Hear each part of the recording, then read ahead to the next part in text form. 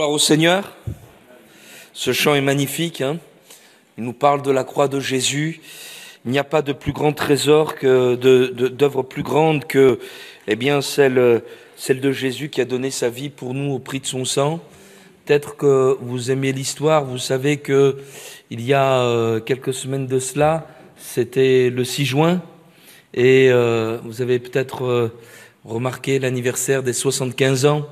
Voilà, du débarquement en Normandie, et beaucoup de commentateurs, il y avait des témoignages poignants d'hommes qui ont débarqué et qui ont fait le sacrifice de leur vie, qui sont morts pour pouvoir apporter la liberté dans cette Europe qui était ravagée par la guerre. Et je me disais si le sacrifice d'hommes comme cela a pu sauver quelques personnes, à combien plus le sacrifice de notre Dieu. Alléluia, le sacrifice de Jésus. Amen. Et leur sacrifice, il est derrière nous, et pour nous, il n'a plus d'efficacité. Mais croyons que l'œuvre de Jésus, l'œuvre de la croix, elle est pour vous cet après-midi. Alléluia. Et le Seigneur veut vous sauver. Je voudrais que nous allions dans l'Évangile selon Luc, au chapitre 13e, lire un texte qui nous parle de paix, d'une paix qui était apportée à une personne qui en avait grand besoin. Vous savez, je parlais de guerre tout à l'heure, mais il y a des conflits, c'est vrai, mondiaux, des conflits régionaux, des conflits armés, mais il peut y avoir des conflits intérieurs, des conflits dans les foyers, des conflits au travail, et des conflits dans son âme, et qui enlèvent toute source de repos. Et ici, il nous est dit ceci, nous allons dans Luc au chapitre 13e et au verset 10, il nous est dit, Jésus enseignait dans une des synagogues le jour du sabbat. Et voici, il y avait là une femme possédée d'un esprit qui la rendait infirme depuis 18 ans. Elle était courbée et ne pouvait aucunement se redresser. Lorsqu'il la vit, Jésus lui adressa la parole et lui dit, « Femme, tu es délivrée de ton infirmité. » Et il lui imposa les mains. À l'instant, elle se redressa et glorifia Dieu. Mais le chef de la synagogue, indigné de ce que Jésus avait opéré cette guérison un jour de sabbat, dit à la foule, il y a 6 jours pour travailler, venez donc vous faire guérir ces jours-là, et non pas le jour du sabbat. Hypocrite. Hypocrite, ça veut dire menteur.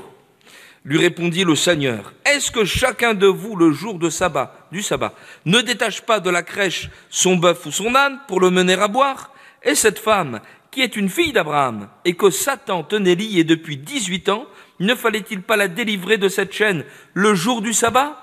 Tandis qu'il parlait ainsi, tous ses adversaires étaient confus et la foule se réjouissait de toutes les choses glorieuses qu'il faisait. Et il dit encore, « À quoi le royaume de Dieu est-il semblable? À quoi le comparerai-je? Il est semblable à un grain de sénévé qu'un homme a pris et jeté dans son jardin. Il pousse et devient un arbre, et les oiseaux du ciel habitent dans ses branches. » Il dit encore, « À quoi comparerai-je le royaume de Dieu? Il est semblable à du levain qu'une femme a pris et mis dans 3 mesures de farine pour faire lever toute la pâte. » Jésus traversait les villes et les villages enseignant et faisant route vers Jérusalem. Quelqu'un lui dit, « Seigneur, n'y a-t-il que peu de gens qui soient sauvés ?» Il leur répondit, « Efforcez-vous d'entrer par la porte étroite, car, je vous le dis, beaucoup chercheront à entrer, ne le pourront pas. Quand le maître de la maison se sera levé et aura fermé la porte, et que vous, étant dehors, vous commencerez à frapper à la porte en disant, « Seigneur, Seigneur, ouvre-nous !» Il vous répondra, « Je ne sais d'où vous êtes. » Alors vous vous mettrez à dire, « Nous avons mangé et bu devant toi, et tu as enseigné dans nos rues. » Il répondra, « Je vous le dis, je ne sais d'où vous êtes. Retirez-vous de moi, vous tous ouvriers d'iniquité. » C'est là qu'il y aura des pleurs et des grincements de dents, quand vous verrez Abraham, Isaac et Jacob, et tous les prophètes dans le royaume de Dieu, et que vous serez jetés dehors. Il en viendra de l'Orient et de l'Occident, du Nord et du Midi, et ils se mettront à table dans le royaume de Dieu. Et voici, il y en a des derniers qui seront les premiers, et des premiers qui seront les derniers. Amen. Gloire au Seigneur. Voilà, ce texte, la parole de Dieu, nous avons pris le temps de lire un petit peu le contexte et le récit immédiat de cette délivrance que le Seigneur a opérée sur cette femme qui était possédée et que Jésus a relevé et a délivré, parce qu'il me semble que nous avons des explications dans les causes de la situation de cette femme. Tout d'abord, nous sommes là face à une bonne nouvelle, une nouvelle extraordinaire où nous voyons Jésus agir et intervenir dans un besoin qui est là, j'allais dire une femme normale et qui est courbée, certes, mais c'est sa vie de tous les jours. Et on voit, eh bien, que le Seigneur Jésus s'intéresse, eh bien, à la vie des personnes, eh bien, qui ne sont pas des grands délinquants, qui n'ont pas, eh bien, un passé, je ne sais comment, mais des gens, eh bien, qui sont tout à fait, eh bien, que l'on rencontre quotidiennement. Et peut-être y a-t-il quelqu'un au milieu de nous qui est comme cela. Nous avons chanté des choses merveilleuses. Vous dites, voilà, nous sommes en train de parler de Dieu, nous sommes en train de parler de Jésus-Christ, du Fils de Dieu. Et moi, je suis quelqu'un, eh bien, vous savez, d'assez anonyme, un peu monsieur, madame, tout le monde, avec, certes, c'est vrai, mes difficultés, mes soucis, mais en quoi, eh bien, Dieu pourrait s'intéresser, eh bien, à ma vie. Vous savez, dans l'évangile selon Luc, il y a une particularité tout à fait étonnante qui est développée. C'est que, non pas que dans les autres évangiles, eh bien, les choses ne soient pas développées. Matthieu développe surtout le fait que Jésus, c'est le Messie, le roi attendu, celui qui a été prophétisé, celui qui a été annoncé. Alléluia!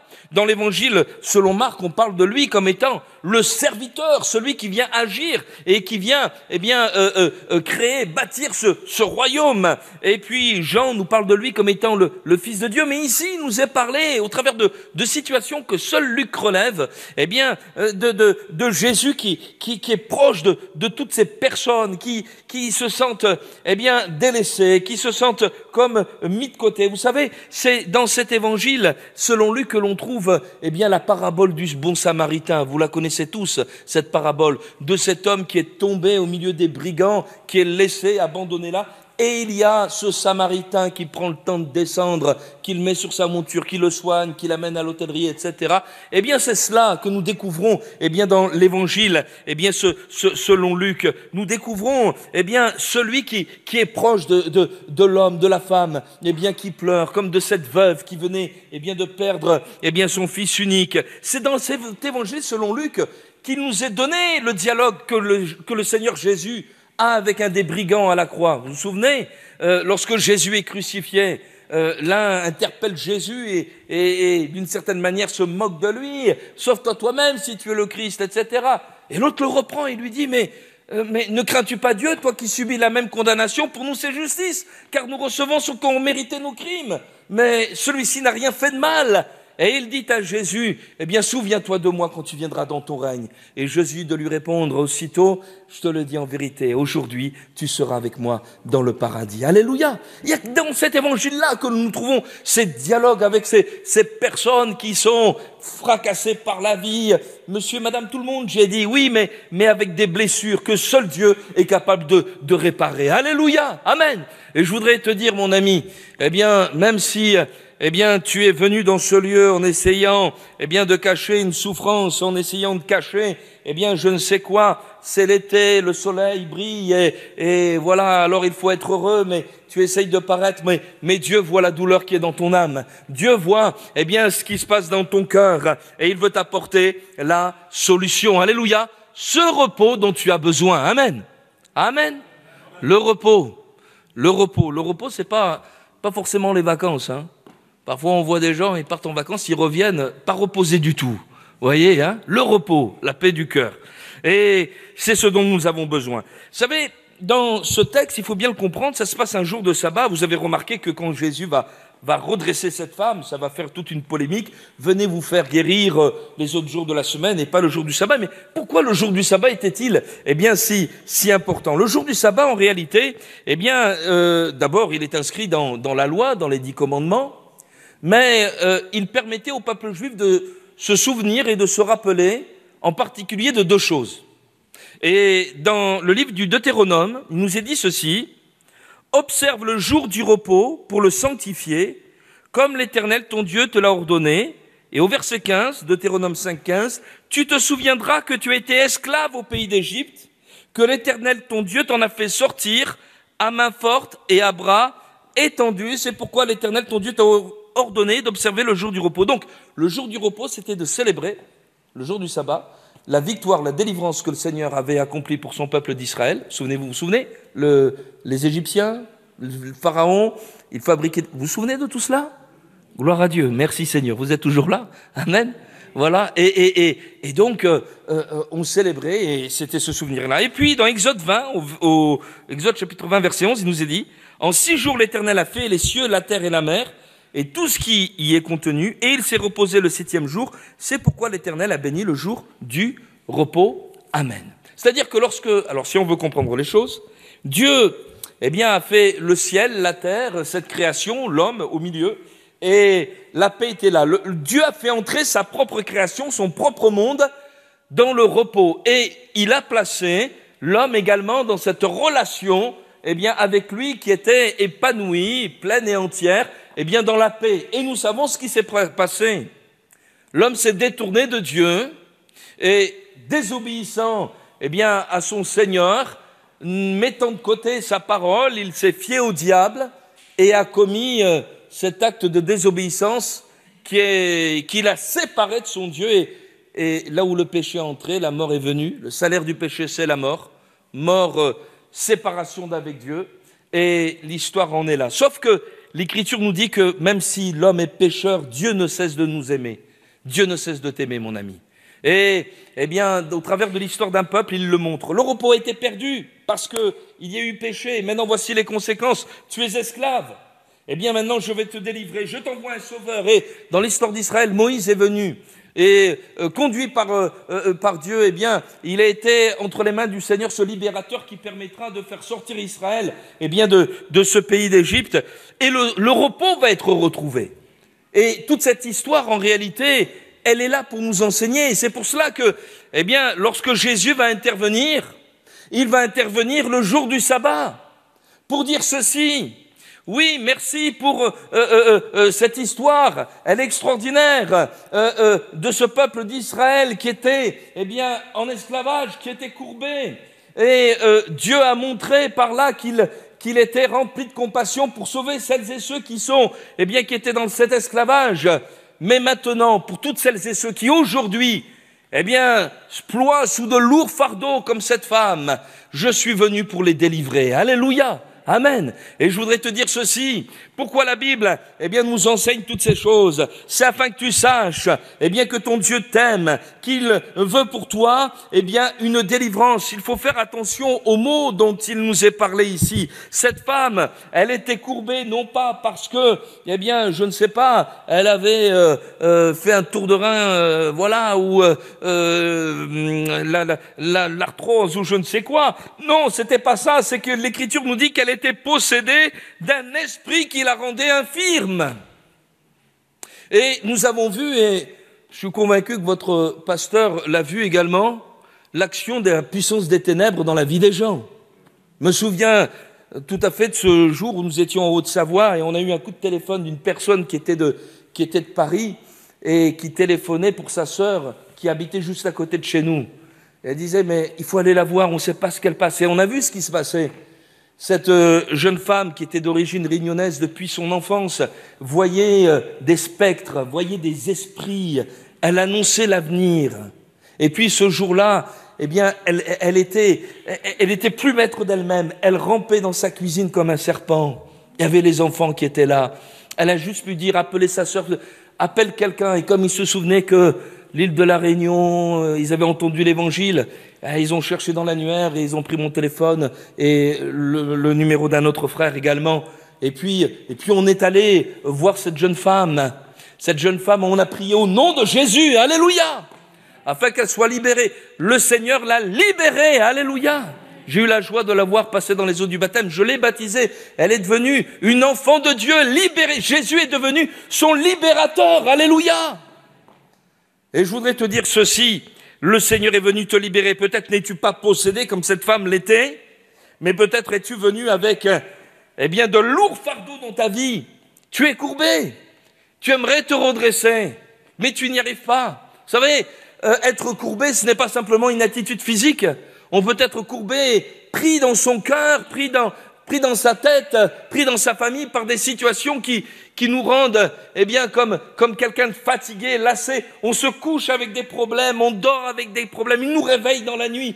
Et il faut commencer une nouvelle journée avec ce fardeau qui est là. Peut-être quelqu'un au milieu de nous vit avec un souvenir de son enfance, avec quelque chose qui empoisonne sa vie, quelque chose qui s'est produit, qui l'empêche d'établir des relations normales. Peut-être que quelqu'un, eh bien, vit avec, le souvenir honteux de certaines choses, eh bien, qu'il fait et que cela l'empêche d'être heureux parce que, bien, vous sentez que dans le fond, vous n'êtes pas libre de votre passé, pas libre dans votre nature, rendu esclave par le pouvoir du péché. C'est quelque chose de terrible, cela rendu esclave par l'action du diable, parce que vous avez touché à des choses occultes. Mais je voudrais vous dire ceci, il y a une bonne nouvelle, on a un libérateur. Alléluia! Amen! Et comme ça a été chanté tout à l'heure, Jésus a donné sa vie à la croix pour nous, afin que nous soyons rachetés de la vaine manière de vivre. Amen! Jésus a donné sa vie. Votre péché, mon péché, c'est la mort. Jésus a donné sa vie. Il est mort pour moi. Tout à l'heure, je parlais de ces gens qui ont débarqué, sur ces plages de Normandie pour libérer, l'Europe, la France en particulier. Mais je voudrais vous dire ceci, c'est que Jésus est descendu de son ciel de gloire, pour vous sauver, vous libérer de ce que le meilleur des GI ne sera jamais capable de faire, de vous libérer de la puissance du péché. Alléluia! Amen! Parce que le combat du Christ, le combat de Jésus, c'est un combat d'ordre spirituel. Alléluia! Et il a autorité, de payer, par le prix de son sacrifice à la croix du Calvaire, votre dette, votre péché. C'est pour cela que Jésus est venu. Jésus est Dieu de toute éternité. Il est Dieu. Dieu, c'est le Père, le Fils, le Saint-Esprit. Il est venu dans un corps d'homme pour souffrir et mourir pour vous et pour moi à la croix du Calvaire pour vous racheter. Alléluia! Vous savez, quand on rachète quelqu'un, quand on rachète quelque chose, ça veut dire que cette chose, elle a de la valeur. Et je voudrais vous dire ceci, vous avez de la valeur aux yeux de Dieu. Amen. Cette petite femme, je pense que au bout d'un certain temps dans la synagogue, personne ne faisait plus attention à elle. Ah, c'est elle qui vient. Depuis 18 ans, elle est là, ouais, elle est toujours comme ça. Vous savez, il y a des gens, il y a des personnes parmi nous, on a l'impression que ils n'ont pas besoin qu'on prenne soin d'eux, voilà, ils sont toujours, puisqu'ils sont là alors que tout va bien, mais peut-être qu'il y a quelqu'un au milieu de nous qui est là, mais ça va pas bien forcément. Peut-être qu'il y a besoin de cette délivrance, de cette victoire de Jésus dans ta vie. Peut-être que tu viens et tu es venu simplement pour obtenir une réponse, pour obtenir la victoire, de Jésus. Alors, je voudrais te dire ceci. Jésus te voit. Jésus a vu cette femme. Cette femme, elle était ployée, elle était courbée, elle ne pouvait pas voir le Seigneur. Mais par contre, elle pouvait l'entendre. Et elle a entendu la parole du Seigneur. Une parole qui lui a été adressée. Dans le mot adressé, il y a le mot adresse. Vous recevez des lettres. Je reçois des lettres, du courrier. Il y a mon nom dessus. Une parole qui t'est adressée, c'est pour toi personnellement, alléluia. Et cette parole, elle te dit, cette parole qui t'est adressée, elle te dit, redresse-toi. Alléluia, je te libère. Redresse-toi. Mais mon ami, mon frère, ma sœur, mais place ta confiance en ce Jésus, alléluia. Laisse-le agir, laisse-toi toucher par lui. Le Seigneur, a touché cette femme et il lui a imposé les mains. Et cette femme s'est redressée, alléluia. Nous avons vu des hommes et des femmes venir au Seigneur, mais dans un état complètement abattu. Je me souviens de cette femme qui venait, elle était dépressive, elle vivait dans la débauche, et elle pensait que c'était ça la liberté, mais ça, c'était pas la liberté, c'était l'esclavage. Vous savez, le monde a un drôle usage du mot liberté. Il dit, fais ceci, fais cela, oui, allez, sans entrave, vas-y. Mais en réalité, tu es esclave de la drogue, esclave de ceci, esclave de cela, esclave de toutes sortes de vices. Et nous l'avons vu, cette femme venir, dans nos réunions, elle a entendu le message de l'évangile, et au fur et à mesure, alors que ses traits étaient durs, ses traits étaient abattus, tendus, on a vu une femme s'épanouir, alléluia, une femme, reprendre goût à la vie, même sa tenue vestimentaire a changé, surtout son cœur a changé, alléluia, et elle a découvert, elle qui le recherchait, elle a découvert en Jésus-Christ le véritable amour, alléluia. Amen, alléluia. Et on rend grâce de l'avoir rencontrée parce que elle tenait une boulangerie dans son village et on connaissait tous sa vie. Et lorsque, eh bien, elle a commencé à partager ce qui lui était arrivé, eh bien, même ses employés se sont convertis, alléluia. On a eu la joie de les voir passer par les eaux du baptême. Merci Seigneur, alléluia. Amen. Jésus est vivant et il redresse ceux qui sont courbés. Alors la question que je me pose, et c'est pour cela qu'on a lu la suite, mais comment ça se fait qu'une femme qui vient dans un lieu religieux comme une synagogue, qui est juive de surcroît, alors c'est pas la nationalité qui compte ou l'origine raciale, ethnique, et qui quand même connaît la loi de Dieu, mais comment ça se fait qu'une femme comme celle-ci, eh bien, peut-elle se retrouver sous la domination du diable? Parce que, enfin, quand même, ce qu'ils sont en train de lire là dans cette synagogue, c'est la parole de Dieu, oui ou non? Et on peut se poser la question, mais comment ça se fait? Et peut-être il y a quelqu'un au milieu de nous, mais monsieur, le pasteur, je comprends pas. Moi, j'ai de la religion, j'ai de la morale, et pourtant je me sens pris, piégé. Et il me semble qu'il y a des explications qui sont là pour nous faire comprendre que il y a certaines choses qui sont capables de nous faire perdre la paix, de nous faire perdre le repos que Dieu veut nous donner, de nous faire perdre même la victoire que le Seigneur veut partager, eh bien, avec chacun d'entre nous. Et peut-être que quelqu'un, eh bien, a besoin de revenir à l'essentiel. Et l'Écriture nous dit ceci, vous avez remarqué, il dit encore après cela que le royaume de Dieu, eh bien, il ressemble, eh bien, à un grain de sénévé, il pousse, il devient un arbre, et il y a des oiseaux qui habitent, eh bien, dans ses branches. Vous savez, dans la Bible et dans les paraboles du Seigneur, les oiseaux, c'est pas forcément très positif. Vous savez, dans Matthieu 13, il y a une parabole, celle du semeur. La semence tombe le long, eh bien, sur le chemin, et les oiseaux, ils viennent et mangent cette semence. Dans la cour de l'église, nous avons un bel arbre qui produit des beaux petits fruits, et on a maintenant pas mal d'oiseaux qui viennent manger ces fruits. Ils ont raison, voilà, c'est bon, qu'ils en profitent. Mais spirituellement parlant, comprenons que nous devons veiller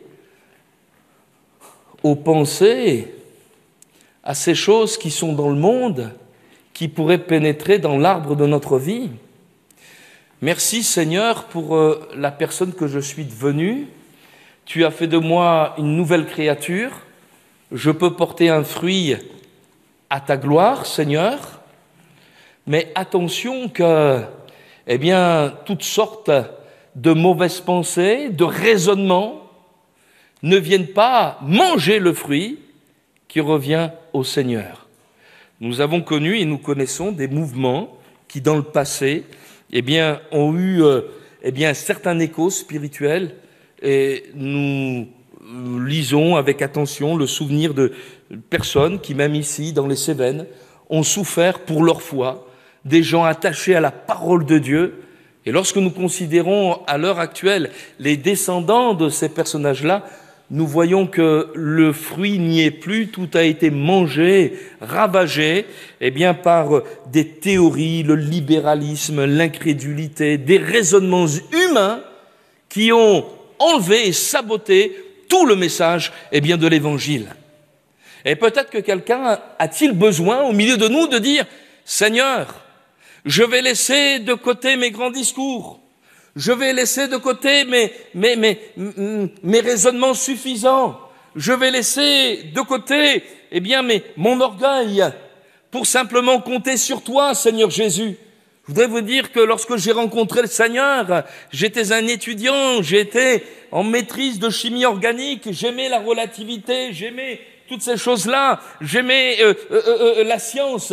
Mais lorsque j'étais dans mes angoisses, sous l'oppression de l'ennemi, pensant à mettre fin à mes jours, c'est pas, eh bien, la zoologie, la botanique ou je ne sais quoi, la géologie qui m'ont sauvé. C'est Jésus, alléluia. Et j'ai mis de côté ces choses pour dire, j'ai besoin que ce soit Jésus qui intervienne, alléluia. Et peut-être quelqu'un a-t-il besoin de revenir à l'essentiel, au message de l'Évangile, à Jésus qui sauve, alléluia. Il y a tellement d'ouvrages qui paraissent ici ou là. On a nos boîtes mail encombrées, la librairie Intel avec le nouvel ouvrage du pasteur Truc, et la vidéo, du grand prédicateur ici ou là-bas. Mais ce dont nous avons besoin, c'est de revenir au message de l'évangile. Alléluia. Jésus, j'ai besoin de toi. Alléluia. J'ai appris que pour faire fuir les oiseaux, il faut un épouvantail. Alors, ne ressemblez pas à des épouvantails, hein. Pas ça que je veux vous dire. Mais il y a des choses qui ne devraient jamais rentrer dans notre cœur. Des pensées, des théories, des raisonnements qui n'ont rien à voir avec la parole de Dieu. Amen, alléluia. Amen. Et puis, autre chose, il nous est parlé aussi du levain.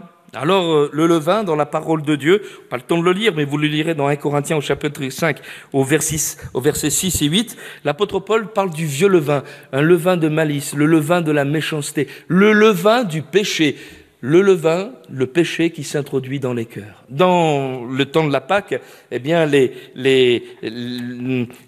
loi juive, interdisait la présence de tout levain dans les maisons. C'est ce qui fait gonfler, c'est le symbole du péché, de l'arrogance devant Dieu, et on peut perdre le repos. Et bien sûr, et bien entendu, si on laisse le péché s'introduire dans nos vies. C'est rien du tout, le levain, c'est du ferment, ça se voit même pas. Mais à la fin, ça fait gonfler toute la pâte. Son influence se répand partout. Et je voudrais peut-être dire à quelqu'un, mon ami, ne joue pas avec le péché. C'est mon péché mignon. Il n'y a pas de péché mignon. Il n'y a pas de péché mignon. Le salaire du péché, c'est la mort. Mais le don gratuit de Dieu, c'est la vie éternelle en Jésus-Christ notre Seigneur. Alléluia. Et on peut perdre, cette victoire, ce repos, cette paix, et être de nouveau courbé. Pourquoi? Parce que, ce levain est entré dans le cœur. Et puis, il y a un troisième point, qui peut expliquer le fait que, on peut passer à côté de la victoire de Jésus-Christ. C'est lorsqu'il nous est dit, le Seigneur dit au verset 24, efforcez-vous d'entrer par la porte étroite. Vous savez, la porte étroite, la porte c'est Jésus. Jésus dira, Jean chapitre 10, je suis la porte. Si quelqu'un entre par moi, il sera sauvé. Mais il nous est dit que c'est une porte qui est étroite. Le chemin du salut, il est resserré. Jésus est le chemin, la vérité et la vie. Nous sommes heureux de fréquenter une assemblée dans laquelle est prêchée la repentance, est prêchée la conversion, et prêcher, le pardon des péchés. Alléluia. Parce que cela est vrai. Alléluia. Le Seigneur pardonne les péchés. Amen. Bien sûr, nous venons au Seigneur tel que nous sommes, avec, toute notre identité, notre personnalité. Lorsque je suis venu au Seigneur, je ne pouvais pas porter un masque. J'étais malheureux. J'étais, comme je vous le disais, au dernier degré du désespoir. Je ne pouvais pas cacher, même mon apparence le trahissait. Jésus m'a accepté tel que j'étais, mais pour que je sois sauvé, il a fallu que je passe par la porte étroite. Et je voudrais te dire ceci, ne choisis pas l'esprit de ce monde, accepte Jésus, alléluia. Amen, alléluia. Tu es dans tes péchés, demande le pardon de tes péchés à ce Dieu merveilleux qui ne se lasse pas de pardonner. Alléluia, amen. Gloire au Seigneur. On peut voir qu'à l'heure actuelle, le péché devient une normalité. C'est un signe des temps. Le péché, c'est normal. Il y a des choses contre nature qui se font. Aux yeux de Dieu, c'est une abomination. Mais maintenant, les hommes disent, c'est normal. Et on a l'impression que ceux qui sont anormaux, ce sont ceux qui vont pas dans ces choses-là. Et le bien est appelé mal, le mal est appelé bien. Mais je voudrais vous dire ceci, le ciel et la terre passeront. Mais la parole de Dieu demeurera éternellement, alléluia. Mais toi qui veux de ce repos, de cette paix avec Dieu, mais accepte d'entrer par la porte étroite, alléluia. Accepte Jésus, accepte, qu'il entre dans ta vie. Alors, de cette façon, nous retournons à ce repos merveilleux, à cette paix, eh bien, de Dieu qui surpasse toute intelligence. Alléluia.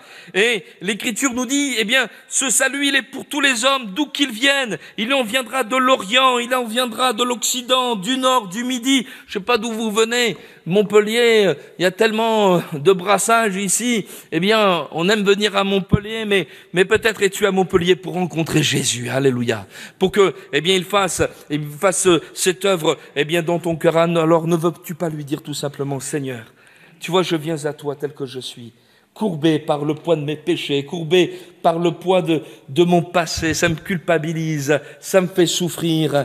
Seigneur, mais toi, tu as donné ta vie à la croix. Alléluia. Seigneur, tu es mort, mais bien plus, tu es ressuscité d'entre les morts. Et tu viens pour me redresser, pour me relever. Alléluia. Je termine, redresser. Parfois, je vais le redresser. Accepteriez-vous que le Seigneur vous redresse ? Vous rendre droit. Vous rendre droit. Marcher dans des voies droites. Le salut, ce n'est pas simplement le fait un jour, dans une réunion telle que celle-ci, de dire « je crois en Christ et j'accepte Jésus pour mon sauveur ». Mais le salut, c'est aussi marcher dans des voies droites, alléluia, dans la route que le Seigneur a préparée pour nous, dans ce chemin, alléluia, amen.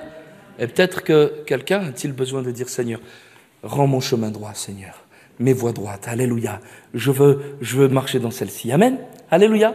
Vous l'avez bien compris ensemble, Seigneur? Gloire à toi, Seigneur Jésus. Seigneur, nous te louons, nous te bénissons, parce que tu es vivant, Seigneur, tu es ressuscité. Et Seigneur, dans notre cœur bouillonne un chant de louange, Seigneur, pour toi, parce que tu nous as sauvés, tu es venu, Seigneur, jusqu'à nous, Seigneur, pour, Seigneur, nous relever.